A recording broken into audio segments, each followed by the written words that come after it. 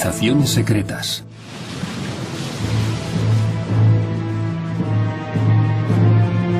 En el siglo XV, los europeos descubrieron América. Lo llamaron el Nuevo Mundo. Pero aunque esas tierras habían sido hasta entonces desconocidas para Europa, no eran nuevas y tenían una larga y prestigiosa historia. Los pueblos indígenas que habitaban esas tierras no habían tenido contacto con el mundo exterior. Su vida era sedentaria, pero aprendieron a construir y levantaron pueblos y ciudades. Se organizaron en sociedades cada vez más complejas, inventaron formas de gobierno, desarrollaron conceptos sobre el universo y la vida, y crearon religiones. Aunque algunos pueblos apenas han dejado trazas de su existencia, otros han dejado magníficos legados que dan testimonio de la grandeza de esos mundos perdidos. Los mayas, los aztecas y los incas ilustraron la historia de todo un continente.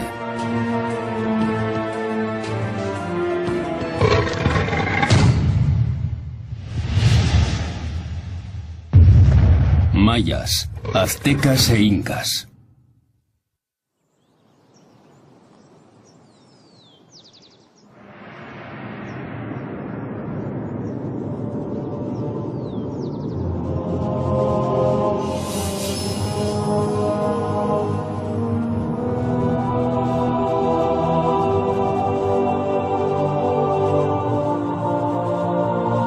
Después del descubrimiento, el siglo XVI vivió el mito de las ciudades doradas, que despertó la codicia de muchos conquistadores españoles que vieron a América como el dorado y la oportunidad de hacer fortuna. La conquista fue violenta. En pocos años cayeron los imperios inca y azteca, y con ellos terminó su mundo. El extraordinario crecimiento de esas civilizaciones fue brutalmente interrumpida. En el siglo XIX y a principios del XX, el redescubrimiento de esos mundos animó a nuevas exploraciones y aventuras. Arriesgando sus vidas, los exploradores se adentraron en tierras desconocidas y trajeron a su vuelta extraordinarios relatos. En medio de la jungla, detrás de montañas inexpugnables, se hallan inmensas ciudades abandonadas, increíbles civilizaciones anteriores a la llegada del hombre blanco al continente americano. Los nativos no eran los salvajes que la gente creía. Los majestuosos restos dan testimonio de un alto nivel de desarrollo y un totalmente insospechado grado de sofisticación.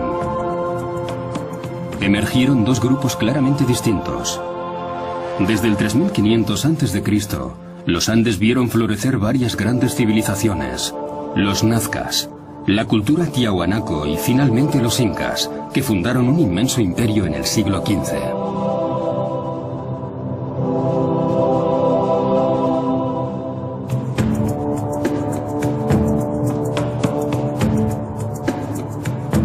Los mayas y los aztecas pertenecen a las civilizaciones de América Central y compartieron una cultura común alrededor del 2500 a.C. La civilización maya se desarrolló primero en los bosques de Guatemala y Chiapas entre el 250 y el 300 a.C., alcanzando su apogeo en el siglo VIII. Culto y refinado, el pueblo maya edificó ciudades imponentes, dominadas por templos y palacios. Estamos en Tikal, la ciudad maya más grande y poderosa, en la región selvática de Petén, en Guatemala.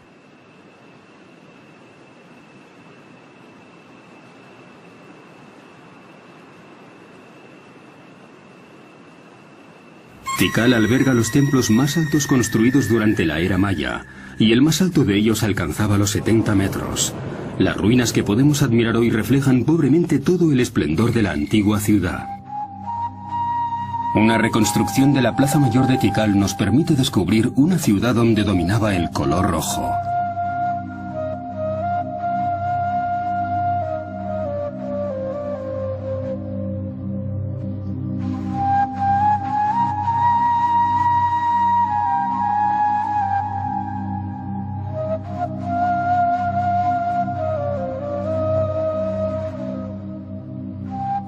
En sus primeros trabajos de investigación, los científicos intentaron comprender el propósito de esos templos con forma de pirámide. No estaban dedicados necesariamente a los dioses. Algunos se construían para gloria y adoración a los reyes. En la década de 1950, en el fondo de este túnel, los arqueólogos descubrieron una cámara funeraria. En el interior estaba el esqueleto de un hombre, cubierto con joyas de jade, símbolo maya de la inmortalidad. Era la tumba del rey Asau Chancawi, que gobernó Tikal hasta el 734 después de Cristo. Igual que los faraones egipcios, los reyes mayas eran enterrados en pirámides y organizaban su propio culto.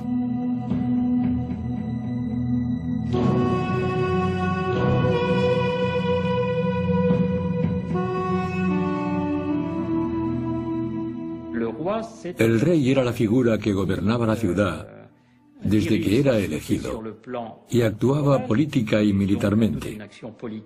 Pero al mismo tiempo, y durante el período clásico, era todopoderoso, el líder espiritual de la comunidad y su territorio. La vida urbana era considerada un reflejo del mundo cósmico, donde el equilibrio y la armonía estaban garantizados por un rey con el estatus de divinidad. La arquitectura tenía por objetivo impresionar e inspirar miedo. El rey era sagrado, y su historia se inscribía en la mitología. El día de su ascensión al trono era el sol de la mañana, emergiendo de la tierra y elevándose en el aire. A su muerte, se convertía en el sol poniente adoptando la forma de un jaguar, hundiéndose en el interior de la tierra. Esas leyendas están ligadas a los ciclos del tiempo. Los mayas eran grandes observadores del cielo y los movimientos celestiales.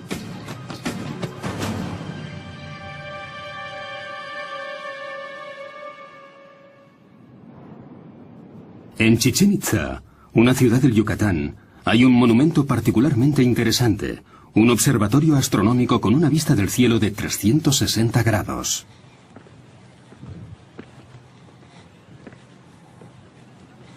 El arqueólogo Ed Van Hart de la Universidad de Austin, Texas, especialista en la cultura maya, ha estudiado este notable monumento que revela el extraordinario conocimiento que los sacerdotes mayas tenían de los ciclos de tiempo.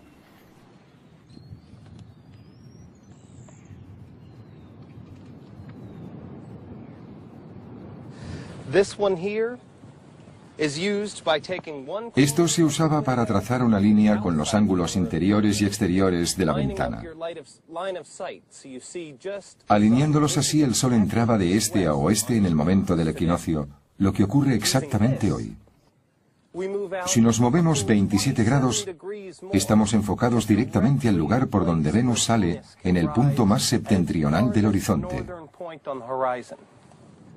Los sacerdotes mayas rastreaban el cielo incansablemente, intentando descifrar en las estrellas el destino del hombre y predecir las fechas de batallas y coronaciones. No es un sistema de observación disparatado.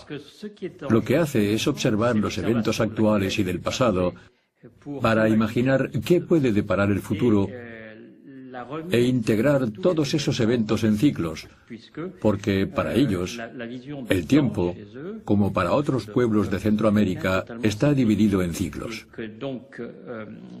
algunos de los cuales se repiten, y que el tiempo dejará de correr algún día. Y por eso es necesario tener una visión clara de todos esos eventos, particularmente los nocturnos, porque pueden decirnos el futuro.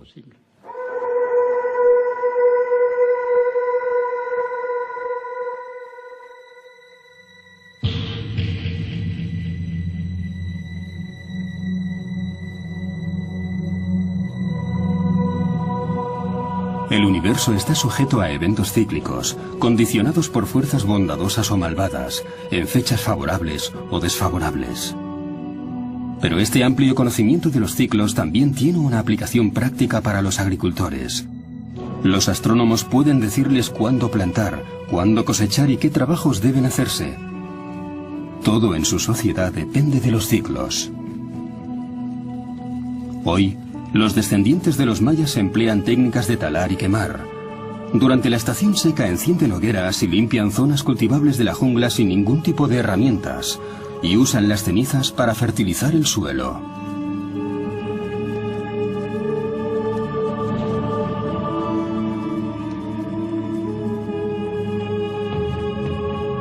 El maíz ha sido el alimento básico en estas regiones de Centroamérica durante varios miles de años. Empezó a cultivarse aquí hace unos 5.000 años.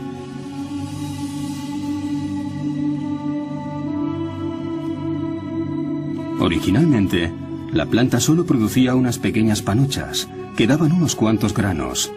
Seleccionando y cruzando los granos más grandes y mejor formados, los pueblos de la zona consiguieron el maíz que conocemos hoy. El pueblo maya se definía a sí mismo como hijo del maíz. Sus leyendas cuentan que los dioses crearon el primer hombre de pasta de maíz. La presencia de estas familias en nuestros días, en lugares donde vivieron 70.000 antepasados suyos, presenta varias preguntas. ¿Cómo vivía la antigua población maya en grandes comunidades, en un ambiente natural en el que hoy solo pueden sobrevivir pequeños grupos? Los cultivos en las áreas quemadas provocan un problema. El suelo se agota rápidamente porque no es fértil por mucho tiempo. Los mayas dominaban varias técnicas de cultivo que daban mejor rendimiento que las de hoy, pero también tenían limitaciones. En el siglo VIII, las ciudades mayas estaban en plena expansión. La creciente población excedía de sus capacidades de producción y hubo periodos de hambruna.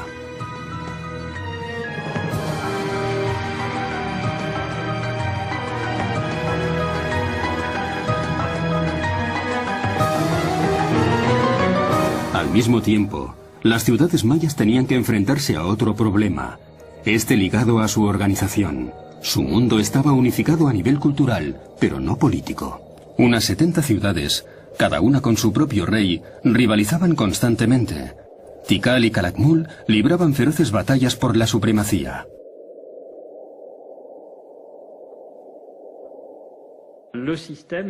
El sistema era muy activo, inteligente y muy eficiente, pero en ciertos casos era potencialmente frágil. Una fragilidad debida a la inseguridad y a los continuos conflictos. Indudablemente, algunas ciudades desaparecieron porque se mataron unos a otros. Otros lugares fueron invadidos por agresores extranjeros y los habitantes no tuvieron tiempo de escapar o llevarse sus posesiones más valiosas.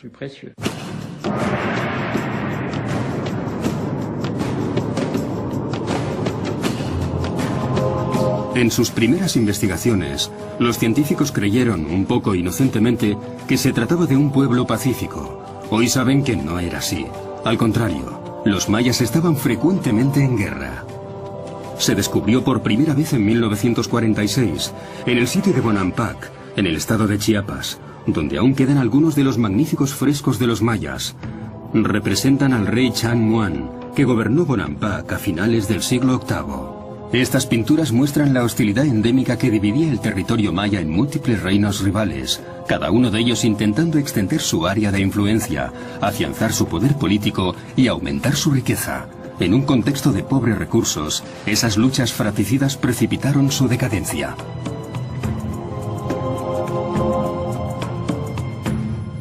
A partir del siglo IX no volvieron a esculpirse nuevas estelas y no se construyeron más monumentos. Muchos lugares muestran signos de conflictos y destrucción. Su mundo cayó y desapareció en pocos años.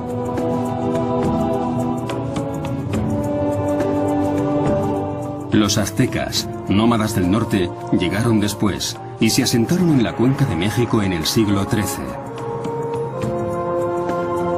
Impresionados por las monumentales pirámides de Teotihuacán, abandonadas